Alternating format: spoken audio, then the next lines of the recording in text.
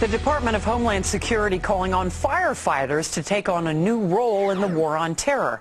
The idea to be the eyes for the U.S. government when they're inside a home. Now, unlike police officers, firefighters don't need a warrant to go into private houses. And critics say that's where things get sticky. Cable company repairmen, truck drivers, maid services, and hundreds of other professions that go inside homes and businesses without warrants are now on the government's payroll as citizen snitch spies.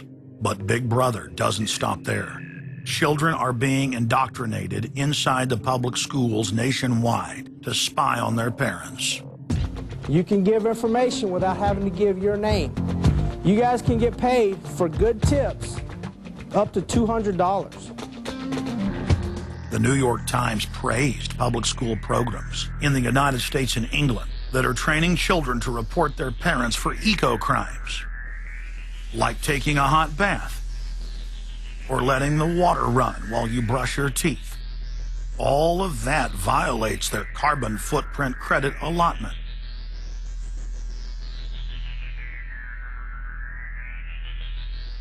Check it out, check it out. And that's where we come in. We're the carbon cops and we're on the lookout for energy wasters. Our job is to get all Australian households to cut their carbon emissions. So Carbon Cops is a program that looked at energy use in a domestic sense. We went into people's houses and got them to reduce their energy use by 50%.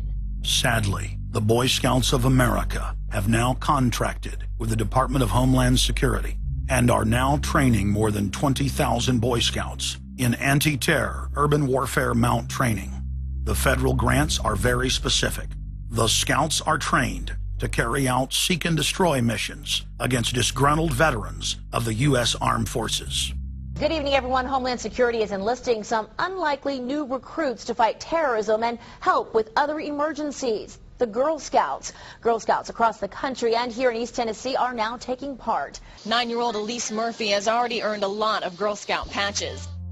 And now, every member of the 3.4 million Girl Scouts of America is now being trained by the Federal Emergency Management Agency to aid and support Homeland Security in disaster and anti-terror operations. One of the things that if you talk to our generals, they are desperate for is a civilian counterpart to our military forces.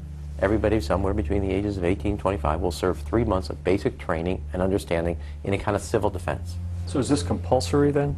Well, you have to, in a sense, it's a required of everybody, 18 to 25, 3 months, and at some point at that point you do it.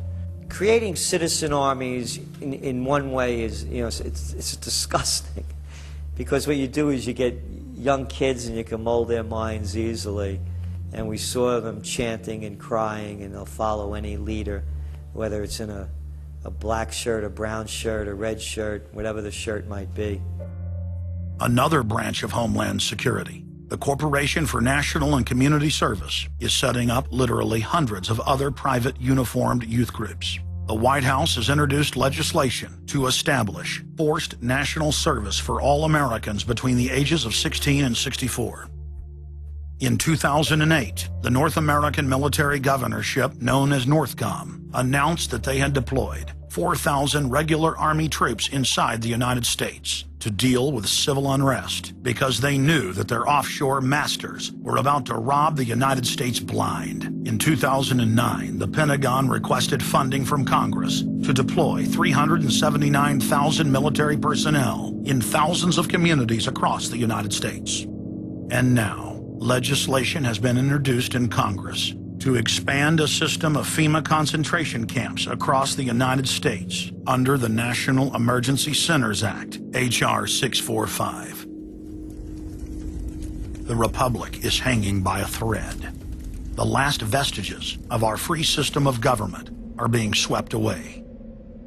You know, you got time to watch baseball, you got time to watch football, you got time to entertain yourself, but I think a knowledgeable public we're losing, and we've got to get people back on track to paying attention, because if you don't pay attention to your government and what they're doing, you're going to pay some dire consequences for it. Unless we become active and become influential in the power centers of society, there's nothing we can do about it. Just knowing about it is not enough. And as long as we are given at election time an option between the Republican candidate or the Democrat candidate, both of whom have been selected by members of the Council on Foreign Relations and both of whom have the same general policies, that's not going to change anything either. So the real issue is, so what? And the answer is we've got to recapture control of the power centers of society. The people have a decision to make. Our nation has been seized in the jaws of a global corporate takeover. The republic is passing into history. We're losing our freedoms. And it's up to every man, woman, and child in the United States to decide whether we're going to be fooled by the slick propaganda of the social engineers or whether we're going to restore the republic.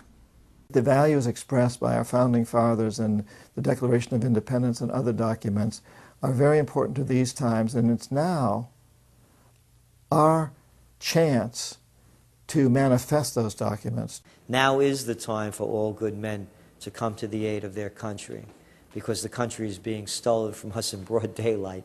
Not only stolen metaphorically, but financially as well. The numbers don't lie. The American people, having been educated as to the truth, then have to rise up and demand and get a government that starts serving them. We need a change, and it isn't going to come from Democrats and Republicans. It has to come from the American people. Dissension is the greatest form of patriotism, and I believe that.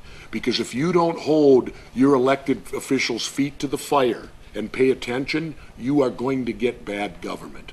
So it's imperative for all of us. It's our job as citizens of this great country to pay attention. This is our last chance to not relive history. Hundreds of nations have fallen to tyranny in the last century alone. America is a prize coveted by the despotic megacorporations that now dominate our planet. If their world government is truly to rise, freedom and the republic for which it stands must fall. Now is the time for all good men and women to come to the aid of their country. One of the greatest events in history is taking place before our very eyes. For many generations into the future, our progeny will look back on this time as either a place where humanity rose to the challenge and made a stand against the forces of darkness, or as a time when the planet fell into the grip of a merciless high-tech tyranny.